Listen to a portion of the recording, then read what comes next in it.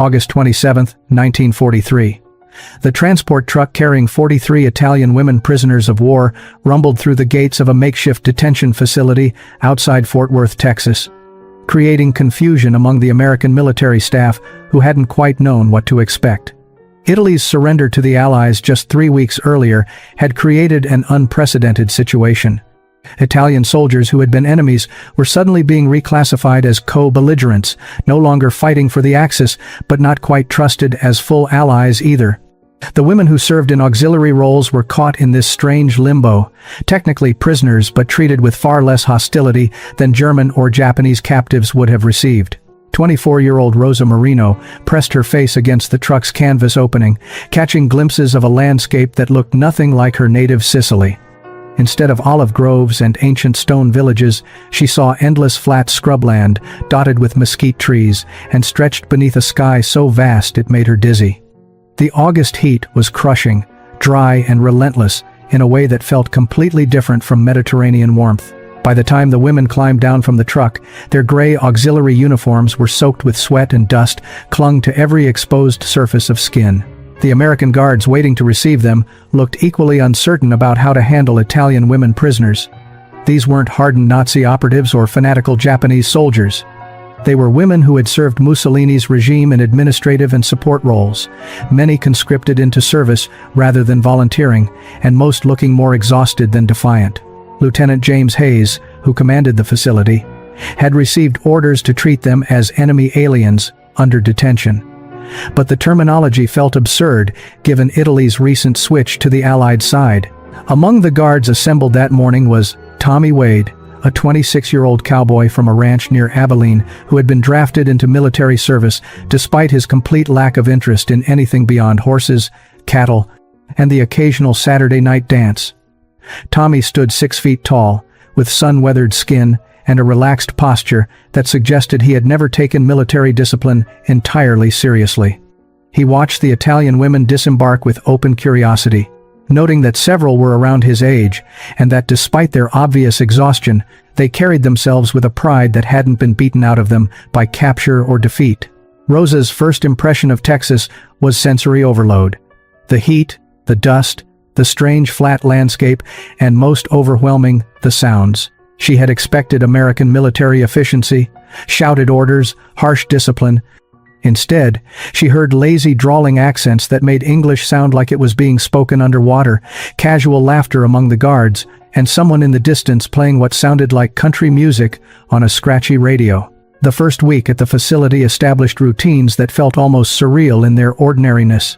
The Italian women were assigned to barracks, given work duties in laundry and cleaning, and allowed limited recreation time in a fenced yard. The guards were friendly to the point of bewilderment, treating them less like enemy prisoners and more like guests who had overstayed their welcome through no fault of their own. Rosa found herself constantly disoriented by the casual American approach to everything, by guards who introduced themselves by first names and asked questions about Italian culture with genuine curiosity. It was during the evening meal on the 6th day that Rosa encountered something so shocking it made her forget, temporarily, that she was a prisoner of war. The mess hall served what the posted menu called Italian night, a gesture meant to make the Italian prisoners feel more at home. Rosa stood in the serving line with her tray, expecting perhaps a poor attempt at pasta. What she received instead made her stop dead in her tracks, causing the women behind her to bump into her in confusion. On her plate sat something flat and round, covered with what appeared to be ketchup, shredded yellow cheese that looked nothing like mozzarella, and slices of processed meat. The American server smiled proudly. "Pizza," he announced. "Figured you ladies would appreciate a taste of home." Rosa stared at the abomination before her. This wasn't pizza. This wasn't even a distant cousin of pizza. This was a crime against everything her Sicilian grandmother had taught her about food. She looked around the mess hall and saw American guards enthusiastically eating their own portions of this culinary disaster, apparently believing they were consuming authentic Italian cuisine. She couldn't help it. She laughed. Not a polite chuckle, but a full, incredulous laugh that rang through the mess hall and drew every eye to her. The laughter was partly hysteria from the stress of the past weeks, partly genuine amusement at the absurdity of Americans thinking this was pizza, and partly the first real emotion she had allowed herself to feel since her capture. Tommy Wade, sitting with other guards at a nearby table, heard the laugh and looked over. He saw Rosa holding her tray, her face a mixture of horror and amusement, staring at her food like it had personally insulted her. He stood and walked over, his cowboy boots making distinctive sounds on the linoleum floor. "Something wrong with your supper, ma'am?" he asked in his slow Texas drawl. Rosa looked up at this tall American cowboy and made a decision. Her English was limited but functional, learned in school before the war. "This," she gestured at the plate, "is not pizza. This is," she searched for the right word in English and settled on Italian, uno scherzo, a joke. Tommy's eyebrows raised. "That's pizza. Says so right on the menu board." Rosa shook her head emphatically. "No. Pizza has thin crust, fresh mozzarella, real tomatoes, olive oil, basil. Not this." She waved dismissively at the sad circle on her plate. Tommy looked at Rosa with a combination of skepticism and intrigue. "Well now, if you're such an expert, maybe you ought to show our cooks how it's supposed to be done." Rosa hadn't expected that response. She had anticipated being dismissed or told to eat what she was given without complaint. Instead, this cowboy guard was suggesting she be allowed to cook. She glanced around at the other Italian women, several of whom had been listening to the exchange with growing interest. Carlotta Russo, a 30-year-old former teacher from Naples, spoke up in Italian. "Tell him we'll make real pizza if they give us proper ingredients," Carlotta said. "Show these Americans what Italian cooking actually is." Rosa translated the offer to Tommy, who grinned with an expression that suggested he'd just been presented with entertaining possibilities. He walked over to Lieutenant Hayes, who was finishing his own dinner at the officer's table. A brief conversation ensued, with Tommy gesturing toward Rosa and the other Italian women. Lieutenant Hayes looked skeptical at first, but then something shifted in his expression. He stood and approached Rosa directly. "Miss Marino, is it?" Lieutenant Hayes said, consulting a roster he pulled from his pocket. "You're saying you can make better pizza than what we served tonight?" Rosa drew herself up to her full height of 5 feet 3 inches. "See, yes, much better. Real Italian pizza. But I need proper kitchen, proper ingredients." Lieutenant Hayes considered this for a moment. The kitchen staff had been complaining that the Italian women seemed uninterested in most of the food served, eating just enough to survive, but without any enthusiasm. Morale among prisoners was his responsibility, and if allowing them to cook their own food improved their spirits, it seemed like a reasonable accommodation. Besides, Italy was technically on the Allied side now, even if the political situation remained complicated. "All right," he said. "Tomorrow afternoon, you can use the kitchen for 2 hours. Make your pizza. Show us what we've been doing wrong. But," he added with a stern look, "this is a privilege that can be revoked if there are any problems. Understood?" Rosa nodded eagerly, already mentally cataloging what ingredients she would need. That evening, the Italian women gathered in their barracks with an energy that had been absent since their arrival. Rosa, Carlotta, and 5 others who had experience cooking began planning. They would need to work with whatever ingredients the American military kitchen had available, which meant improvising in ways that would make their grandmothers weep. But they were determined to create something that at least resembled authentic pizza. The next afternoon, Rosa and her team entered the kitchen with a mixture of nervousness and determination. The American cooks watched with obvious skepticism as the Italian women took over their workspace. Rosa surveyed the American military kitchen with the critical eye of someone whose Sicilian grandmother had trained her in the sacred art of Italian cooking from childhood. The ingredients available were far from ideal. No fresh mozzarella, only blocks of something called mozzarella cheese that bore little resemblance to the real thing. No San Marzano tomatoes, just canned tomato sauce.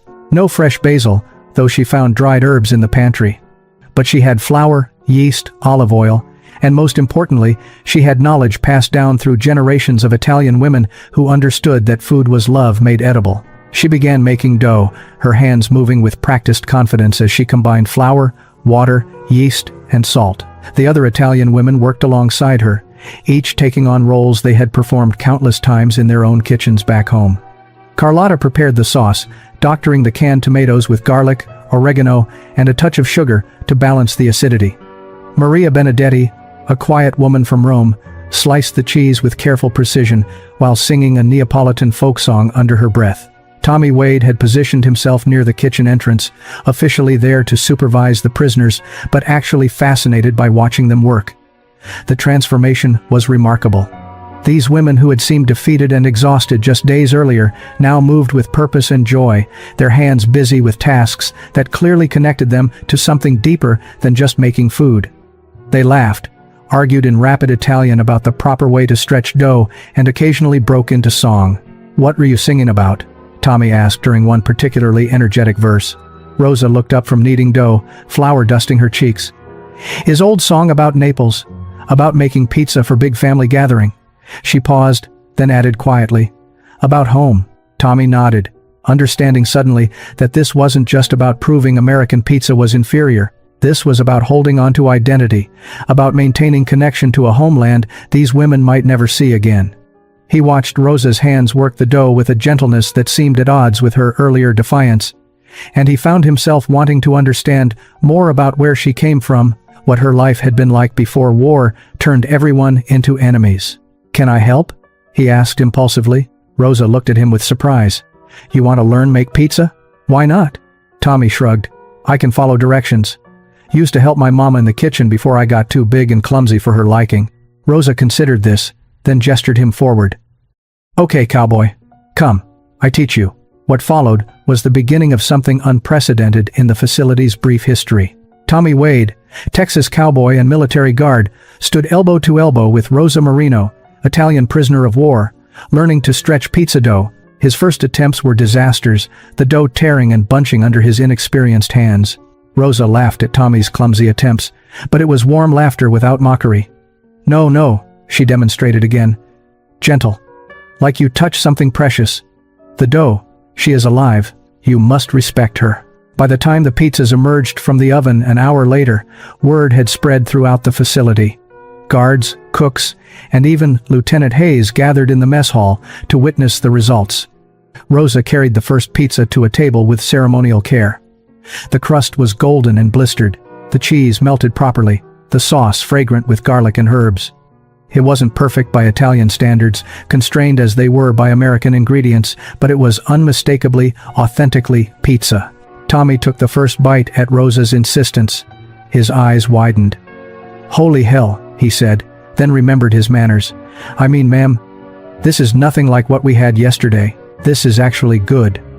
Really good." Other guards crowded around, and soon the Italian women were serving slices to a mess hall full of Americans who had never tasted authentic Italian food. The response was unanimous and enthusiastic. Within an hour, Tommy was begging Rosa to teach him more, and other guards were asking when the Italian women could cook again. This became a regular occurrence. 3 times a week, the Italian women were given access to the kitchen, and what started as a simple morale initiative evolved into informal cultural exchange. Cowboys learned to make pasta from scratch, to understand that garlic shouldn't be burnt, that olive oil was sacred. The Italian women learned about Texas barbecue, about chili that bore no resemblance to anything in Italian cuisine, about American hospitality that expressed itself through generous portions and casual warmth. But this honeymoon period was interrupted in late September when Red Cross letters began arriving from Italy. Rosa received hers on a Thursday morning, and the news it contained shattered the comfortable routine they had established. Her mother wrote from their village in Sicily, describing civil war that had erupted after Mussolini's fall. Italian partisans fought against fascist loyalists and German occupiers. Their village had changed hands 3 times in as many weeks. Rosa's brother Marco had joined the partisans and was somewhere in the mountains, fighting former countrymen who still pledged loyalty to Mussolini's puppet republic in the north. Most devastating was her mother's question, written in shaking handwriting at the letter's end. "Rosa, did you know what Mussolini was doing? The things the fascists did to people who disagreed. The way they helped the Germans round up Jews, the prison camps. Everyone is saying they didn't know, but how could we not have known? What kind of Italians were we?" Rosa sat in the barracks clutching the letter, feeling her understanding of herself crumble. Around the barracks, similar scenes played out as other women received letters from Italy. Carlotta learned that her husband, who had served in the Italian army, was now imprisoned by the Allies for war crimes connected to Italy's invasion of Ethiopia. Maria discovered that her Jewish neighbors in Rome had been deported to German camps before the Italian government fell, rounded up with the full cooperation of Italian police. The comfortable narrative they had maintained, that they had simply been serving their country in administrative roles, supporting what they believed was national defense, collapsed under the weight of documented atrocities. That evening was scheduled for another cooking session. Rosa almost didn't go, couldn't imagine finding the energy to perform cultural exchange when she felt hollowed out by shame. But Carlotta convinced her. "We must still eat," she said quietly. "And maybe the Americans deserve to see us as we truly are now, without the pretense that we were innocent bystanders to what our country became." The kitchen felt different that night. The Italian women worked in near silence, preparing pasta carbonara with the limited ingredients available. Tommy noticed immediately that something had changed. The laughter was gone, replaced by grim determination. Rosa's hands moved mechanically through familiar motions, but her eyes were distant. "What happened?" Tommy asked, standing beside her at the counter. Rosa continued stirring sauce, not meeting his eyes. "We received letters from home, from Italy. We learned things about what Mussolini's government did, what our country did while we served it." She finally looked at him, tears threatening to spill. "We thought we were patriots, Tommy. We thought we were defending Italy. But we were part of something terrible. And we did not even know it, or maybe we did not want to know." Lieutenant Hayes had received intelligence briefings about Italy's role in Axis atrocities, about the fascist regime's collaboration with Nazi Germany, about prison camps and political murders. He approached the kitchen table where the Italian women had gathered, carrying newspapers that contained accounts of these crimes now being exposed as Allied forces advanced through Italy. "I think you should see these," he said quietly, placing the papers on the table. "Not to punish you, but because you deserve to understand the full truth about what you were part of, whether you knew it or not." The women read in silence, passing the newspapers between them. Articles detailed Italy's racial laws against Jews, the brutal occupation of Ethiopia, where chemical weapons had been used against civilians, the prison islands where political dissidents were sent to die, the enthusiastic participation of Italian police in German deportation orders. The evidence was overwhelming and undeniable. Rosa finished reading and set the newspaper down with trembling hands. Around the table, her fellow prisoners sat in various states of distress. Some wept quietly. Others stared at nothing, their faces reflecting the internal collapse of everything they had believed about their service to Italy. The pasta they had prepared sat cooling on the stove, temporarily forgotten in the face of this moral reckoning. Tommy Wade felt deeply uncomfortable witnessing their anguish, but couldn't bring himself to leave. He had fought in North Africa, had seen Italian soldiers surrender by the thousands after the tide turned against the Axis. He had been taught to see them as enemies, but standing in this kitchen watching women confront the sins of their government, he saw only humans grappling with unbearable guilt. "You didn't do those things personally," Tommy offered awkwardly. "You weren't soldiers. You were office workers, radio operators, support staff." Carlotta looked up at him with red-rimmed eyes. "Does that matter? We served the government that did these things. We saluted Mussolini's flag. We believed in the glory of the Italian Empire." Her voice broke. "We were fools, or cowards, or both. Either we did not know because we chose not to look, or we knew and pretended not to understand." Lieutenant Hayes pulled up a chair and sat at the table with them, an action that violated typical protocols about maintaining distance between captors and prisoners. "Listen," he said. "My father fought in the Great War, came home talking about how ordinary German soldiers weren't monsters. They were just men following orders, believing what their government told them. Same thing here.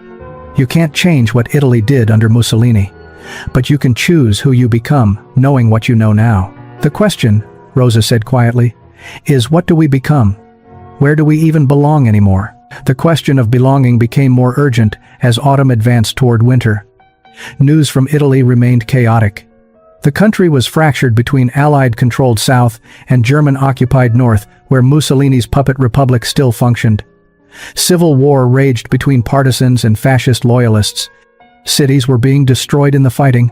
Food shortages approached famine levels. The Italy these women had left no longer existed in any recognizable form. In November, Lieutenant Hayes received preliminary orders about eventual repatriation procedures. Italian prisoners would be returned to Allied-controlled portions of Italy once the security situation stabilized, likely sometime in the spring of 1944. He shared this information with the women during one of their now regular kitchen gatherings, expecting relief or at least acknowledgement that this was what they had been waiting for. Instead, he saw fear. Rosa spoke first, her voice barely above a whisper. "Lieutenant, what if some of us do not wish to return immediately? What if Italy is too broken, too dangerous, too full of ghosts we are not ready to face?" The question hung in the kitchen air that smelled of garlic and tomato sauce. Hayes looked around the table at faces that had become familiar over the past months. These weren't abstract enemy prisoners anymore. They were Rosa, who had patiently taught him the difference between al dente and overcooked pasta. They were Carlotta, who sang while she cooked and told stories about teaching literature to Roman school children.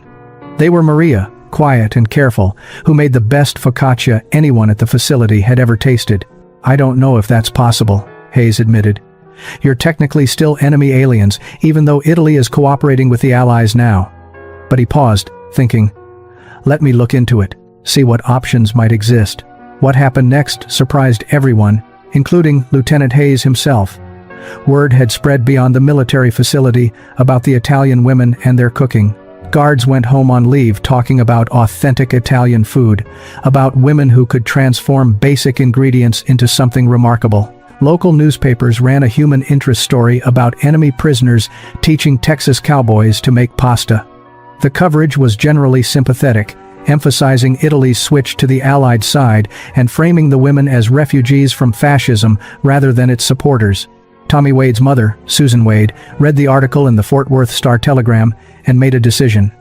She drove to the facility with 3 other ranch wives and requested a meeting with Lieutenant Hayes. "These Italian women," Mrs. Wade said without preamble. "The ones who can cook. Do any of them need sponsors to stay in America?" Lieutenant Hayes was caught completely off guard. "Ma'am, they're prisoners of war. The procedures for allowing them to remain are complicated. Then start uncomplicating them," Mrs. Wade said with the directness that had made her a successful ranch owner after her husband's death 5 years earlier. "Fort Worth doesn't have a single decent Italian restaurant.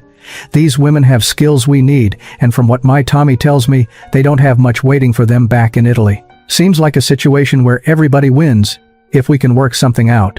Other local families came forward with similar offers. The owner of a downtown building offered to lease space below market rate for an Italian restaurant. A food supplier offered wholesale prices on ingredients. Several families over the past months joined them, and the kitchen overflowed with the mingled aromas of Italian cooking and Texas barbecue that someone had contributed to the feast. Tommy sat beside Rosa, their shoulders touching in a way that had become natural over months of cooking lessons and conversations. "You sure about staying?" he asked quietly. "It's not too late to change your mind." Rosa looked at him with a small smile. "I am sure. Italy will always be my first home. But Texas," she gestured around the crowded kitchen, "this has become home too. Different home, but real." 25 years later, in the spring of 1969, Rosa Marino Wade stood before a packed conference room at a food journalism convention in Dallas, preparing to address an audience about the role of immigrant cuisine in American culture. At 49 years old, she still moved with the grace of someone comfortable in kitchens, though her hands now bore the scars and calluses of decades spent cooking professionally. In the front row sat Tommy Wade, her husband of 23 years, grinning with the same easy smile that had first appeared when she laughed at American pizza all those years ago. Their 4 children occupied the seats beside him, the oldest, Maria, now 22, and managing the family's second restaurant location, and the youngest, James, barely 16, and already showing culinary talent that made Rosa's heart swell with pride. Rosa's Trattoria had become a Fort Worth institution. What started as a small restaurant sponsored by local families had grown into a beloved establishment where 3 generations of Texans had learned what authentic Italian food tasted like. But Rosa never let success erase the memory of how it began. The walls of her restaurant displayed photographs from those early days at the POW facility, images of Italian women teaching cowboys to make pasta, of that first real pizza emerging from a military kitchen oven, of friendships forming across enemy lines through the universal language of food. The story Rosa told that day had been told countless times, but it never lost its power. She spoke of arriving in Texas as a prisoner, of being shocked by what Americans called pizza, of the unexpected kindness that flowed when cultural barriers dissolved in kitchens filled with the aromas of garlic and tomatoes. She described how food became the bridge that allowed enemies to see each other as simply humans, who all needed to eat, who all carried memories of family meals, volunteered to provide housing for Italian women, while they established themselves.